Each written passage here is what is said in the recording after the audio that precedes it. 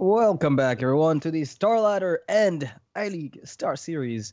Today, on the casting desk, myself, Noxious, and Lothar. We're back for the third match of the day. We've already had two of them. We had a Pavel versus JJ just done now, with Pavel closing the series out with a Taunt Warrior win, throwing JJ down to the dumpster where he will not be emerging from. Not in the StarLadder at the very least for now. And coming right up is a really big match for we have all the players. Thijs. Yeah, for all the players involved. We have actually some pretty big matches today. We have Pavel versus Stan Sivka, which is going to determine whether or not Pavel can actually make it through. So or Kolento. Sorry, that's what. Yes. I mean, right. Basically, if Pavel wins, Pavel goes through. If Kolento, if Pavel loses, Kolento doesn't go through, right. And that's like the problem here with that match. Yeah, and for Xixo and Thijs, I believe it determines which of them actually ends up in the middle of the group. If Thijs can make it, I think Xixo just beating Thijs would end up crushing his dreams. Well, that depends because Thijs has a 4-2 score, so even if he loses, he goes to 4-3. Then it depends on the scores of the other players. Xixo has 3-2 and still have 2 matches left. So if he wins both matches, he's definitely going through. But I'm not sure if he goes through the second place or the third place, because that's also possible. While we still have Bunny Hopper, who has a 3-3 score, so he can go and tie up Thijs. And then it goes, when it comes to, the player who has a better score head-to-head will win. I will actually check.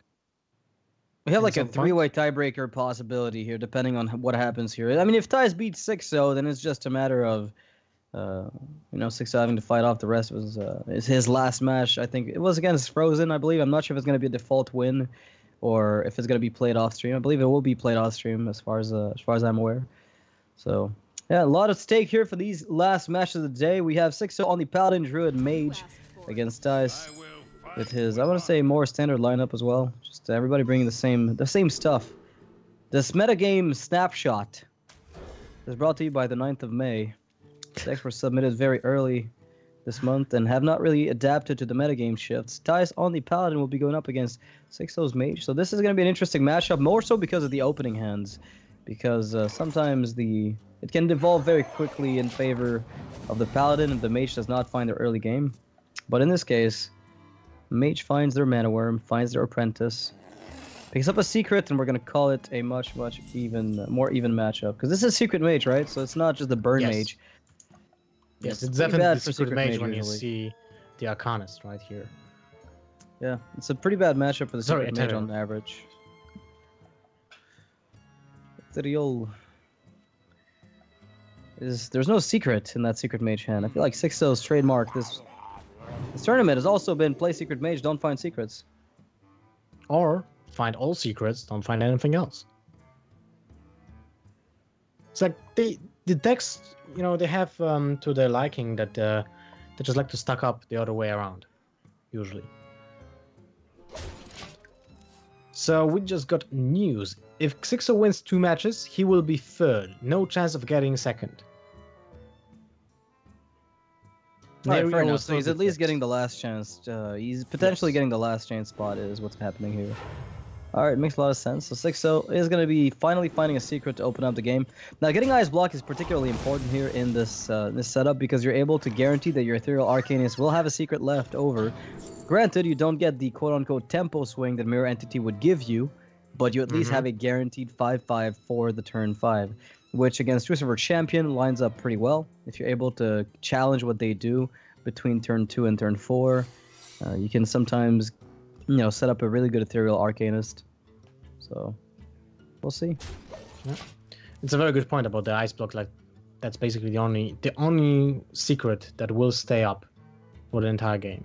So it's crucial, as you said, to set it up as well as soon as possible. Xixo, turn 3 seems like there are 2 options basically.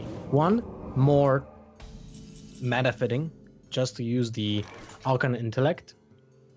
Or use the Arcanologist, which is for 2 mana, but grants almost, let's say, similar outcome. Because you gain 2 cards. You get a card draw, and you get a card on the board, which allows you to get the tempo back.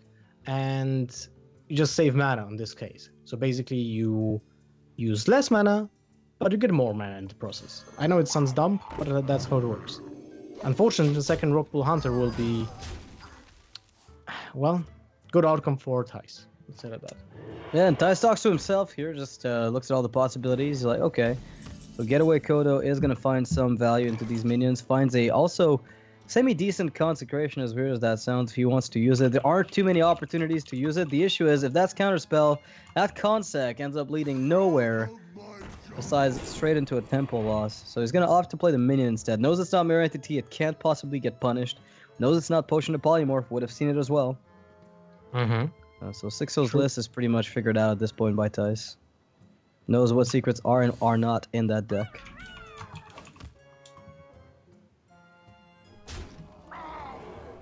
He's getting ahead, like, really ahead. The problem is, there's no easy way for Thijs to reload. Apart from Megazords, which require to have a board control already, but you can reload in a different kind of way. You can get the Death Rattle effect with Living Spores, which allows you to get more minions on the board than you had before. By the way, I love how Thijs is, like, you know, just so visual with his responses. So expressive. Like, yeah. I've been looking at his face. He talks to himself. He verbalizes everything with his face, and also just speaks it out loud. It's kind of crazy, man. I can actually guess what he's saying just because of the way he reacts while it's saying it. Like, the eyebrows making like this movement, right? Is he happy? No, definitely. No, he's definitely not happy playing Counterspell. How to play around Counterspell. So if I Consecrate first, then I can Equality and I trade a 1/1, but I give him a lot of pings, but it doesn't matter. There's no Arcane Missiles in the deck. There's no Arcane Explosion in the deck either. Blizzard doesn't matter. There's no Glyph. Likely not going to pull out a Blizzard. So let's see how we end up playing around that Counterspell potentially. He's going to open up with Equality. It seems like. Because he wants to trade 2 minions away, assuming it were Counterspell. He's going to find out the best of both worlds is real, and it is indeed the Ice Block. But now he's got a bunch of 1/1s, and that's a lot of ping value for the Mage player. Basically, what he did by doing that Equality is he gave the Mage a free 5 damage, put 3 damage on his own Stonehill Defender, and put 2 damage on the Rockpool Hunter, which means one of his Murlocs is now vulnerable, and that lowers, of course, the value of stuff like Megasaur. But with Getaway Kodo, I mean, are you bothered? If you can get Getaway Kodo in the rock pool, that's probably okay. Oh my god. Calling it Glyph into Explosion. Okay. Well, we have seen a lot of Frostbolts this today. Actually 3 in one match already. That's nothing new, right? Ooh. Right. Well, I think like Spikeridge Steed should be the play here. Do you know if it's not Spellbender? That's the thing. Does Xixo run a Spellbender main deck? Oh, that's a good point then. You did not play around it yet. That's like the I one. actually completely forgot about that. Yeah, that's gonna come down to if Xixo runs a Spellbender. Because if he does, then I understand Thijs' play here clearly. Let me check. I'm checking right now. Setting up that lethal. And even then, I mean, you're getting a 6/6 on the board. You're clocking that Mage really, really fast. And now Thijs sees another secret. Yes, there is a Spellbender. There is a Spellbender in Xixo's deck. So now it's really awkward. Talk about awkward. You want to talk about running to 2 secrets when you have no idea what's set up. You assume there's a Spellbender / you assume there's a Spellbender in there based on this. And now you might assume there's an Ice Block as well. So I think Thijs is on Spellbender / Ice Block as his assumptions. It's Counterspell and Ice Block, so he's not too far off.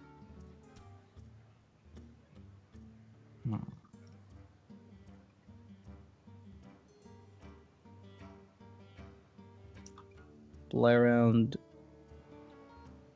Oh, there's nothing to play around. There's no Vaporize. There's no randomly generated spell yet. Well, he's seen one Glyph, but that Glyph was used, right? So, yep. No biggie. Interesting just decision of what to do. Pop the Ice Block or like go that. for Prelude for value trades. And I like trading ice, trading with the health of your opponent's face, because that means you're setting up lethal with the consecration next turn, and that's awkward for Xixo because it's turn 8, so you can't play Alexstrasza yet. Yeah, so he's going to need another tool usually to stabilize, which is not going to be in his deck. If he wants a Frost Nova, he's going to have to dig for it through glyphing if he finds it. And Xixo simply is going to scoop it, is going to realize, well, there's nothing I can do against this board, and I will simply have to bow down. And in this case, he's not wrong. Mid-range Paladin doing what it does best, and that is being consistent at doing what it has to. So it always finds a way to create a board, more so against Secret Mage than even against Burn Mage.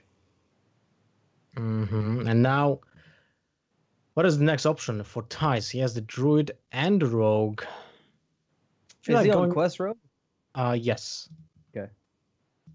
Let me just double check on the BR Morn, but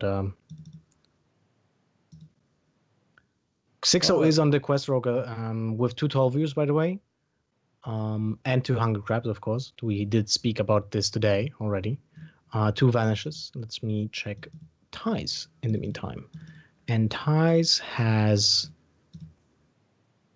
a Quest Rogue, but with 1 Hungry Crab, 2 Vanishes, and no 12 views. Okay, the Hungry Crab is still, it's still very solid against the Paladin that Xixo has. So that Quest Rogue should have a decent matchup against everything but Aggro Druid. And the Secret Mage. So I guess it had one good matchup in the lineup, and that was the Paladin, potentially.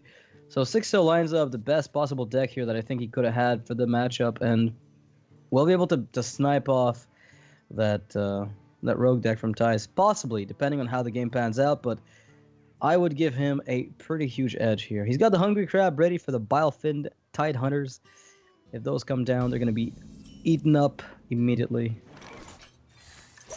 Well, fortunately for Thijs, he doesn't have like a terrible hand.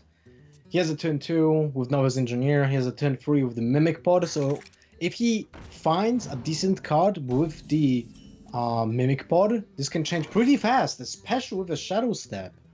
Yeah, that's pretty insane.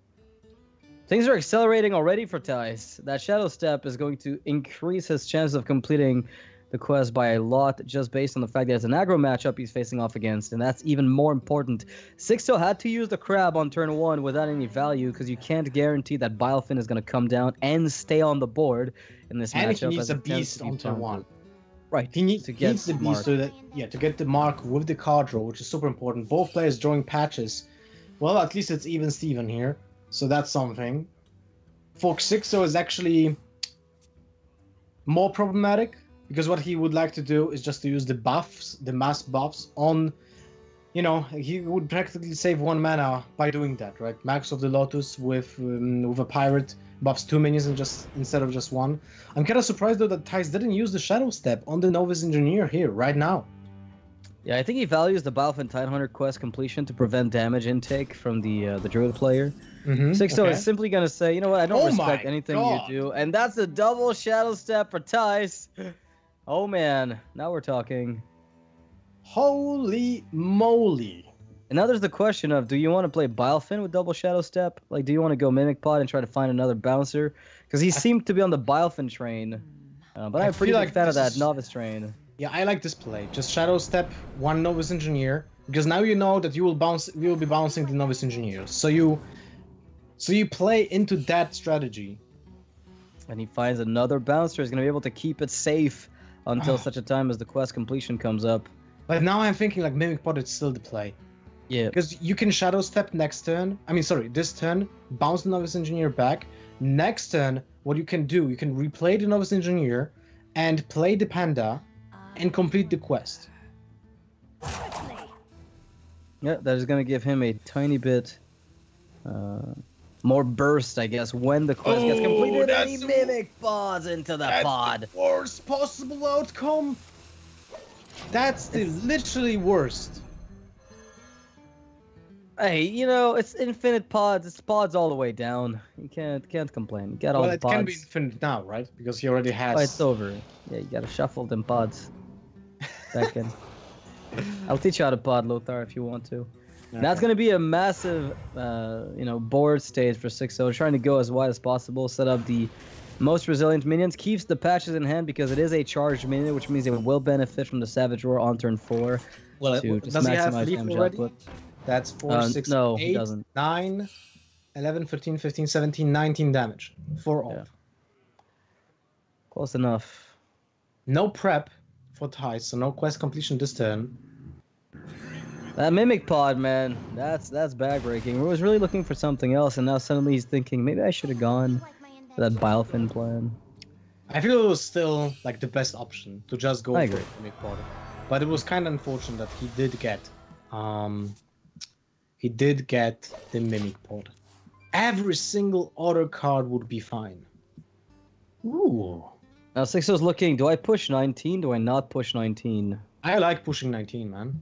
Next turn, just go for Living Mana. Problem is... How about value plays? Because like, if he plays the quest... So you'd get punished if you're Xixo by prep, quest, charger, charger, charger. I mean, now you get wrecked by that line of play. So it would have to be something very specific, but that would definitely punish you. I mean, if you picked up a charger... like a Stone Toss board with Mimic Pod, then you just get destroyed. Yeah, but you use your hero power to destroy one of the minions, so that's fine. He will just keep one, or even just trade and still push for a lot of damage this time. I really like this play. It's clearly the most elegant one. Thijs I say elegant, I mean it goes face. It deals a lot. It closes out the game as fast as you possibly can make it, and Thijs is staring down lethal. In typical Quest Rogue fashion against aggro Druid. I mean, he could use the South Sea deckhand, right? He has to. He's got no other alternative. Yeah, he's on that play. Yeah. And he's gonna have to get the prep next turn, I believe. Actually, Vanish is not even that bad against that deck, right? Especially if they play Living Mana. Well, if they play Living Mana, that's actually pretty terrible. That'd be so good. Alright, well, he lives this turn. And sometimes that's all he needs. Like, if you think about it, right? The problem is he doesn't have any Taunters in his deck. Sorry, in his hand anymore. If that Murloc will die, then even Prep Vanish doesn't help. You'd have to pick up Bilefin off the draw. The second one. Let's see what will happen. Trade or no trade? I think you just go fast because you're killing him on hero power. Like, he can't possibly... You only lose to Prep, Vanish, Replay, and I say lose, it's in a very loose sense. You get sometimes punished, but very, very rarely so. And the double Mimic Pod is going to be shown just for the sake of it. And smart moves and Rogue did have like 50 HP. If only. Please no. Save me. Well, that was interesting game, I would say. Thijs needed just a prep to go off, basically. Or any other outcome from the Mimic Pod. Because he lost basically one turn with that Mimic Pod. He didn't do anything for turn 3. If he would get a minion, he would like to just play those minions next turn and still get board advantage, soak up some damage in this case, because they will be just acting like pseudo taunt minions.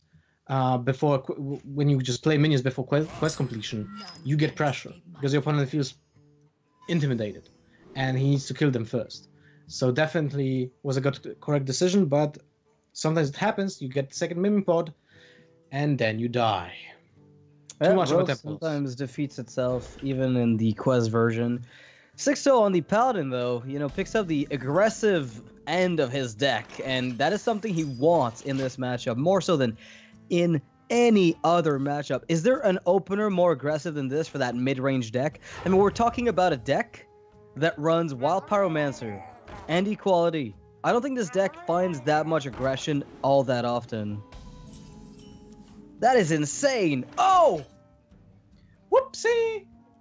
Where's the Shadow Step? Do you wait? No, I don't. I mean, a 3-4 against your 1-2, whatever your 2-drop is, it's not killing this. Oh, goodness gracious. The one-of crab in Thijs' deck comes to the rescue. Yeah, the one crab, man. That's pretty sweet. And now it's not even able to trade with that crab. Only a 3-2. That value generation, though. Aldor Peacekeeper is going to be played for tempo, no doubt, given the way that this game is going. Thijs is able to extract some value, is hoping to extract even more, but I think Xixo will be on the tempo plan, regardless of what happens. It's first Seed Story Cup all over again. Thanks, Trump. Yeah. Make Murlocs great again. Ah, this play here by Thijs. I like the consideration to kill the 2/3 to set up a dagger kill on the 3/2. So if Aldor comes out and it hits the crab, the 3/2 trades for value. I actually think it's different reasoning. The Okay, reason go ahead. why he wants to keep the 3/2 alive is that he wants to sacrifice his Igneous Elemental next turn. All right, fair enough. So there's like 5 reasonings that are possible, but yours makes more sense. Good enough. Good enough for me. Yeah, I think it's actually just better to trigger the Flame Elementals. Alright, that was the Peacekeeper. That crab just went back. It devolved into its basic state. It's still 8 to Murloc, though, to be fair. Well, yeah. It's good enough. It's just not hungry anymore. Man, if only he lived another day to see that Shadow Step.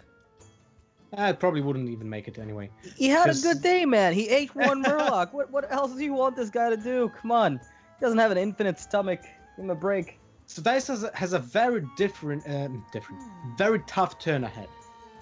He is able to pop the quest, but the question is, when do you want to do it? Because what you can do right now, you can kill the Murloc, get the Igneous Elemental, play 3 Flame Elementals, and that means you get 3 on the trigger, right? Then you can Shadow Step, play another one. Your opponent, if he has Consecration, you lose the entire board, but you still have a way of refill. Isn't Novice just your quest guy sometimes in this deck? Might in be. this spot, sorry. Might be. I mean, Yeah. it's still the one, right? He still needs another bouncer. So what he can do here is check with the second Novice Engineer Mm-hmm. and see what's the outcome. I would like that the most, to be honest. But at the same time, this is also fine. Because if the Flame Elemental... Basically, by getting the prep, he's able to pop the quest anyway. And it doesn't change the outcome for the Consecration. Because it's still OP in this Yeah. case. It's still But gonna do like a ton of damage to you. So. Yes, but if he completes the quest, he will have 2 minions. So this is like the best out of 2 worlds. Because his opponent will dictate what lives for the Shadow Step. And every single outcome is okay for Thijs. A very good turn from Thijs here. Yeah, the preparation also helping a ton to get that quest online. You know, he drew it off the Novice, and I think that really just allowed him a ton of freedom that he didn't have prior. He was stuck on like flooding the board, getting wrecked by Consec, or potentially getting a little bit more of a quick quest completion and then getting value trades immediately. That board also coming off the draw. It's gonna be another 5/5 he can play this turn with that preparation. That's a pretty crazy turn by Thijs. Yeah, it is. Yeah. Xixo already sacrificed his own face. And Xixo knows what's up. He's been there before. I've got no time for games. Yeah, never mind that. I'll go do something else after that. He went Guys to will wild. lock the win with Rogue. So, I mean, you know what's funny? I still ended up meeting actually today Quest Rogue in the top 100 in Wild. And I was like, what the hell? did you see the Annoyotron text? Well, they have Annoytrons, they have the decoys, the dummy. The dummies, yeah, dummies and dummies. Annoyotrons are insane in Wild. Yeah, but Oh. but the thing is, that deck is still kind of weak to any aggro. Like, addition of Annoytron and the dummy doesn't really do that much. Still gets wrecked by Pirate Warrior and Aggro Druid. Aggro Druid is just obnoxious in Wild. With the Echoing Ooze, man. And Hunted Creepers, that's something slow, but Echoing Ooze is just insane. And speaking of Druid, this time we have Jade Druid. Yeah, I'm you know, this hand is extremely mana efficient, and it's usually what the deck wants to do, but it's lacking the punch that the Jade Druid needs to really scale up into the later stages of the game. And the Jade Druid, I think, is something that Xixo is also looking to capitalize on based on the way his his lineup was built. You know, the Secret Mage, for instance, is extremely well positioned against Jade Druid. This mid-range Paladin is also a deck that you're okay running into it. So Xixo seems to me like the favored player in terms of matchups. But with 2 tries on that Druid, Thijs can definitely make something happen. By something happen, do you mean Wild Groves and Jade Blossoms early on into Jade Generation later on? Yeah, I mean, I hear, you know, I've heard some good things about ramp. I'm not sure if it's good in Druid. You know, I started cutting out all my ramp and then Druid you ended up playing. Then you Druid's ended weak. up playing a really good deck because it's aggro. Good point. Never mind. Ooh. We T1 guys. Oh wow, that's a decent draw here. That is Thijs actually has still the amazing. option of Wild Growth if he wants to, but Yeah. getting that 2-2 on the board might be something he considers a little bit more valuable. I like the 2-2 because next then you can play Hero Power and the Wild Growth while still keeping the coin. So you can get into the Behemoth range. Yeah. And, by the way, with this, Uh-huh. you also play around Noble Sacrifice. And Redemption, if it comes down. Because then it would revive the little Murloc, and then you'd be able to kill off whatever's left of it, so... This is like, yeah, I don't care that much about that Peacekeeper. Ooh, okay, well, this is a slight change of plans. But I still feel like Wild Growth Hero Power is better. The problem with Jade Spirit is that you're literally giving your opponent a true silver champion turn that they cannot resist, and they're happy to take it. And your follow-up is going to Yeah. be that Wild Growth again, and you might be 1 turn behind after that. So you're really going all in on them not having true silver at the right time. But at the same time, because you're keeping the coin, you might pick up one of your 3/6 drops to play. So the tempo potential of the Jade Spirit now is higher. If you pick up that 6 drop, but it's lower in the event that you find nothing. And Thijs decides to go for the Jade Spirit anyway. Well, I don't blame him. There's a chance there's a true silver champion, right? But then it's still kind of awkward. I mean, it opens up your swipes if you ever need to. It Oh, opens just up wipe the this. second wrath. No, I'm saying like if those minions stick around you long mean enough, that, and you yeah. don't kill them. Yeah, that makes I mean, sense. it's not you wouldn't swipe these 2 guys. Leave them alone. But you'd swipe them like if they're remaining on the board for too long. You've got a Corn Drake that's also coming up on 7. There is no potential for a Steed play.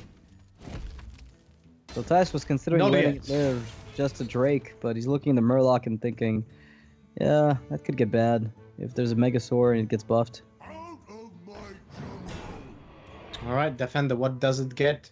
It's actually pretty crucial in this matchup. And those are not really the best. Xixo is visually Distressed. upset. Oh man, I didn't get a legendary. Look at that tempo play. Well, to Honestly, be honest, yeah, that's a decent play. The problem is, it's turn 8. Well, turn 7, but actually it's turn 6.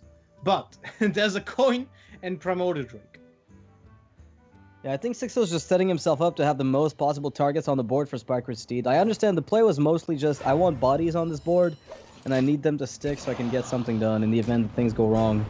So, definitely can follow the logic here. That Steed's going to come down. A snap play. He's been setting up for it, and there it is. Well, he is still not able to kill the Primordial Drake, and that's awkward. Yeah, it does set up a good contact though. You know, his turn 7's looking pretty dry, so by attacking here, and the 3/8 dealing damage, Consecration plus Hero Power plus Noble Sacrifice would add up to a kill on it. Alright. Second Innervate into Fantro. Jade Idol could be crazy. Another one of these amazing draws here for Thijs. I don't like actually killing sacrificing his own minion this turn. I would probably just wait with it this turn, just to make sure that the Auctioneer will live. The 'Cause question it's- is, do you Wrath for draw? I believe I there's a lot of believe spots you where do. I believe you do. Does not value the life of his Huh, interesting. break at all. So now Consecration opens up a trade. That is a very interesting play because I felt like it's just too good to happen. Oh, I see. He wants the Drake again to kill the Stegodon. I see. Awkward. I feel like that turn was kind of iffy, but it does give you a good Drake turn afterwards, right? You get to re-Drake. It does, but at the same time, you would have the option to just draw so many cards, right? And that's insane when you think about it. Because you lack card advantage in this matchup. And that Auctioneer would probably on its own just get you that in this case. And you can get it, you know, for infinite Jade Idols. And get an insane Nourish turn as well. Thijs did the math. Thijs said, the casters are wrong. I know what I'm doing. Leave me alone. Sure, I'm just saying there are different options. I'm saying this one was bad. I think the Auctioneer was definitely my favorite one, though. I really think the Auctioneer was. What do you mean? Better long-term play. By keeping him? By means. Yeah, by keeping it alive. No, by keeping it alive by not attacking into like playing Feral Rage there really seemed a little bit. It's contrary to what I feel Druid wants to do in this setup.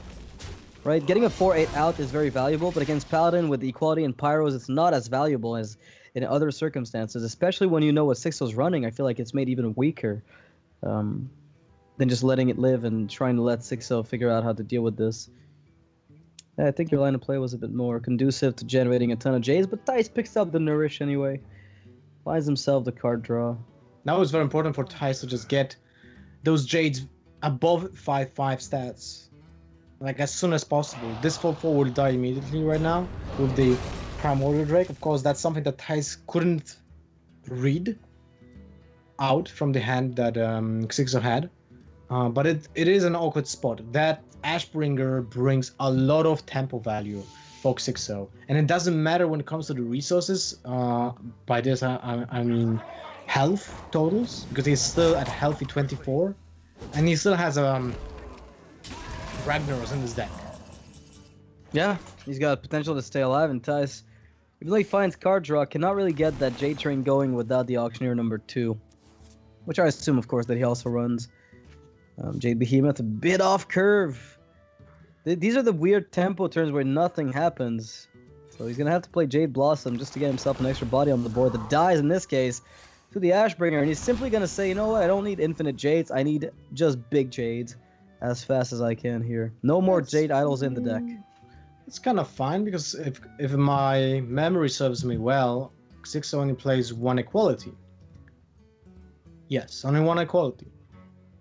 But a Pyromancer. Yeah. And one Consecration. Interesting. So you've seen one Consec. Oh, that's the play that Xixo needed to just snowball out of control. That minion is really difficult for Druids to handle, and if it hits the right heals, this could be completely insane. If it heals the face of Xixo, that's totally fine for Thijs. He still has an option to actually just you know, get value and clear the minions. But if it heals the Primordial Drake, actually that makes no sense because Primordial Drake. Well, on the following turn, it can start healing Ragnaros himself after value trades. It can start healing the Drake. It can heal the Murloc here, which reduces the odds of it failing in the future. Well, that's kind of too late. A little bit of value, but I mean, yeah, it's done its job already. It let the Ragnaros come out unimpeded, and that's what Xixo needed out of this Ashbringer. It already did what it needed. So you getting that extra card is not going to phase Xixo in the least. Yikes. And the second Auctioneer now, when you already played the Jade Idol. Like, I feel like this is the moment when Thijs might regret using the second Jade Idol. Yeah, he's got the 6/6 on the board thanks to it, but unless you're able to follow up with more Jades, then... The problem is he might be just dead next turn, right? So he needs to play the Tar Creeper. He's at 14 life. He's still not able to kill the Primordial Drake. So and if Rag does his thing. Rockpool Hunter. That goes through the Tar Creeper and deals 12 damage to the face. I mean, honestly, yeah, I think that's sweet enough to me. And you can buff the Inquisitor, so there's a chance that Rag will actually heal the Primordial Drake more often. Yeah, I like that a lot. You sacrifice the Rockpool Hunter to reduce the odds of Rag failing. The obvious play would be, oh, let's buff the Rockpool, spread the buffs. Thing is, that plays into Swipe a little bit harder, and it also ends up reducing the odds of Rag doing what you would need him to. So, definitely a big fan of sacrificing this little 2/3. And Noble Sacrifice also brings value here as well.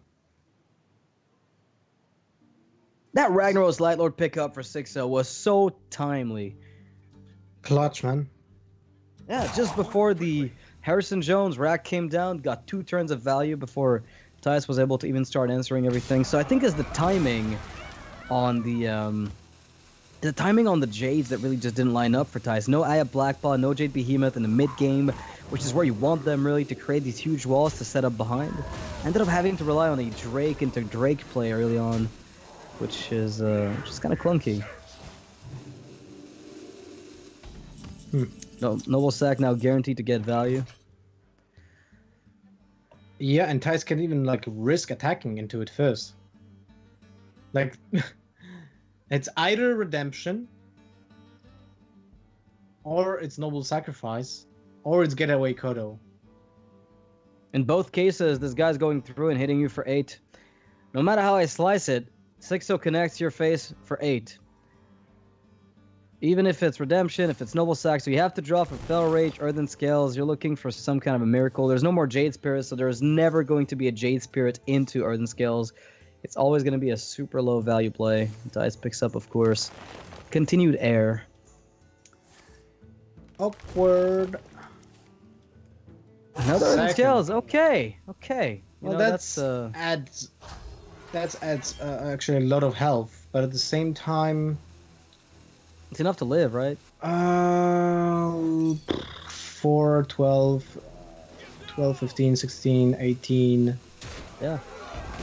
He lives by a tiny margin. He's going to be at 2 health left, I believe. So Choosing Champion number 2 finishes off the game. Spiker's Steed number 2 also does the same thing. Pyro does not. Pyro does not, but still, Xixo has the upper hand. Lightlord will still give some value. Thijs is running out of actual cards in his deck, which is important, because if he manages to somehow clear the board and stabilize, he will get to fatigue. A really interesting game. Yeah, Xixo wondering if there's any merit to trading here. He's thinking, okay, so what if Swipe comes out? Okay, he can't face tank the Drake because he's at 1 HP, but if he's got Fel Rage and Swipe, then he's able to face tank, trade the Harrison Jones, but then that means he uses up 6 mana, and then he doesn't have enough mana to develop the second Behemoth. I don't care. I'm just going to go all in and jam that damage to face. No combination of cards will prevent him from me reaching for 2 on the next turn.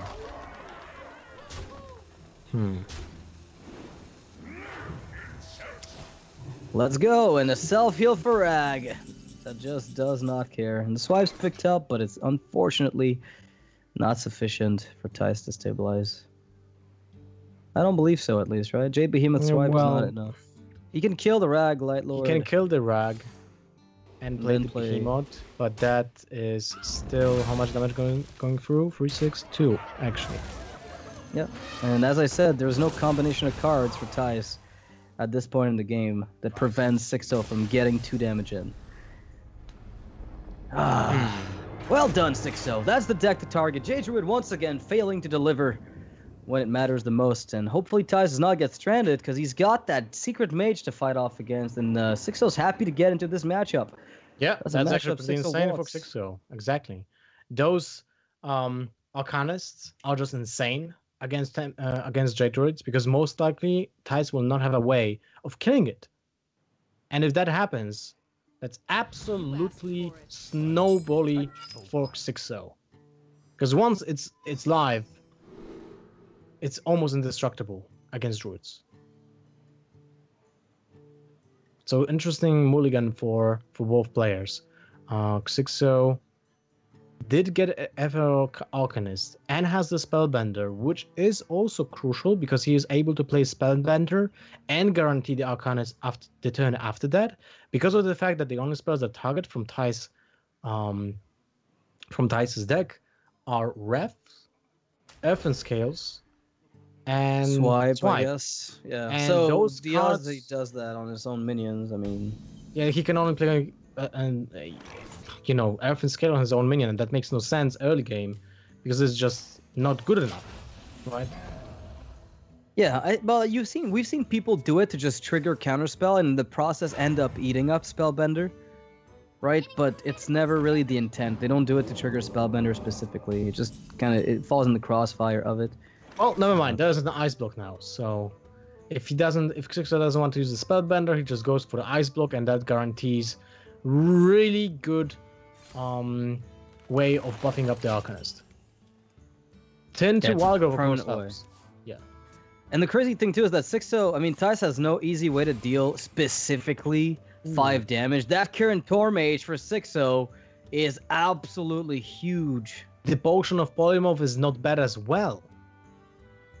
It's play. amazing against auctioneers if you time it correctly, and that can actually happen because you aim at like turn 7-8, and then you can play polymorph. It's also good against primordial drakes in this case. So actually, it's an amazing card. But Xixo goes for the greater arcane missiles because they are pretty decent against Jade Spirits in this case. Yeah, at this point, they basically snipe the Jays that are generated. The strength of the Jays right now is at 1. Gonna go up to 2 with the next ones that's played. So that means that the Arcane Missiles can find value. Thijs will play around a possible Kirin Mage here by having a 3/6 developed onto the board. It will at least give him a 2/2 worth of tempo left over and the ability to play a 2/3 with a 3/3 with the Jade Spirit on 5. And he's got one more Jade Idol in the deck to shuffle in if that ever becomes a problem. But usually that's not what the matchup is about. It's about surviving this Mage's initial onslaught and then simply outscaling him. That is true. The Mirror Entity doesn't really have much value in this matchup because all those minions usually have battle cries, which cost a lot of stats from those minions. In this case, as you can see, 4 mana minion gives only a 2/3. That will be the case with the Mirror Entity, which is why Thijs just played it like instantly right now. Now he knows it's not Mirror Entity. Now he knows that there might be actually Counterspell, Spellbender, Ice Block. He's pondering the trade. He's like, okay, say Frostbolt Pink comes out. He gets to value trade me. I spend 2 mana on turn 6. But because he's going to have 4 left over for Fandral, he's happy to simply let that trade happen for 6-0. One of the things that also happens very often is you can't afford playing around every possibility from Glyph, so you end up just closing your eyes and hoping for the best. Yeah. Xixo goes for the Arcanist, which is not really safe anymore. Just dies to the board. Just awkward, of course. Yeah. It is, however, a really huge tempo play. I like Xixo's decision here because if the trade is taken and another minion is played, suddenly the Arcane Missiles is more viable, the Medivh Valley Secret play is more viable, the Ice Block Ping set up for Medivh Valley Fireball is more playable. Like every single thing he can do on the following turn is going to set up to something else if he wants it to. So there's a lot of branching out possibilities with this specific line, which I like a lot. And if he happens to snipe a Spellbender this turn, he's going to be more than happy. Yeah, I agree completely about that. I like the Tempo Fandral as well, because it puts a huge target on the board. It needs to die, right now. Yeah, can't let that Nourish happen. That's just a big no-go. Yeah, and that means that Xixo needs to make a decision. Do I just use Fireball on turn 5, which is not the best, or make a risk and play Greater Arcane Missiles, which has a chance, but it's not really the best option. Do I play 2 minions? He can't Spellbend me or Wrath me anyway, right? No, it's too important to let that Fandral live. I agree with Xixo. It just has to be the Fireball. Although it just doesn't look good, has to be it. Now Thijs is looking at the driest of hands, and you know what's coming up too? Xixo can... Oh, there's going to be a card draw attempt by Thijs, which is going to hit the Spellbender. Yeah. It also plays around... Oh, this is sick. This is super good. Thijs finds a really good play. By I mean, what chance. what this turn does is just he enables the card draw that was crucial in a turn when he wasn't pressured by the board. And in this case, this is like the ideal scenario for Thijs to get back into the game. Yeah, Xixo though with a really solid hand can play Mirror Entity into that Drake turn, can play the Kirintor Mage to go with it to make it, come down for free. Then have Medivh's Valet to kill the 3/2, which challenges the Kirintor Mage. So honestly, this turn is looking absolutely gorgeous for Xixo. It's still anyone's game, but the Mirror Entity is going to be very painful for Thijs to defuse if he doesn't find a second Spirit. I don't feel like he will be actually playing this Drake right now, especially with this hand. If he would have drawn something really expensive, probably would have just played the Drake anyway. But in this situation, he knows that he is not playing into that Mirror Entity, and that's a chance that it is Mirror Entity. So he's still able to actually deal 4 damage to his opponent's face. I just feel like you ignore Divinity's Valet. Put the pressure on. Fair enough. Yeah. I mean, if he goes face here, there's a punish potential with Greater Arcane Missiles. He could never play around it though, so I wouldn't fault him if he just ignored exactly. 2/2. Flame Strike still kind of makes the same outcome. I mean, it's a difference between a 4/4 living or a 5/5 living. If there's a Flame Strike and you didn't trade, but it's still fine in my opinion.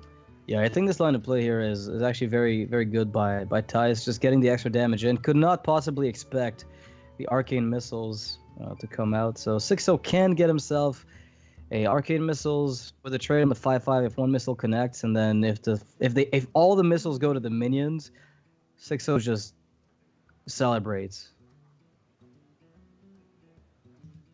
The ideal distribution would be 2 on the 5/5, 1 on the 4/4, so we can ping it off, as opposed to 2 on the 4/4. Maybe you ping the 4/4 first in that case, right? Yeah. Oh. Okay, no hit on the 5/5. Okay. Well, in this case, Thijs can play something into the Mirror Entity, which is good, because that's like one of the lowest value that can be given to Xixo. But it's still kind of awkward because this Primordial Drake kills his own Jade Golem next turn. Yeah, so the Jade's gonna have to find a target to value trade on, ideally for 6/0. Oh man, these apprentices are lining up so poorly against that Drake. 6/0 is gonna have to find a Medivh or something huge in the next few turns, because this is looking like it's about to go Thijs' way. You can get some decent value out of the Frostbolt, but not an extreme amount. So Thijs still stays ahead.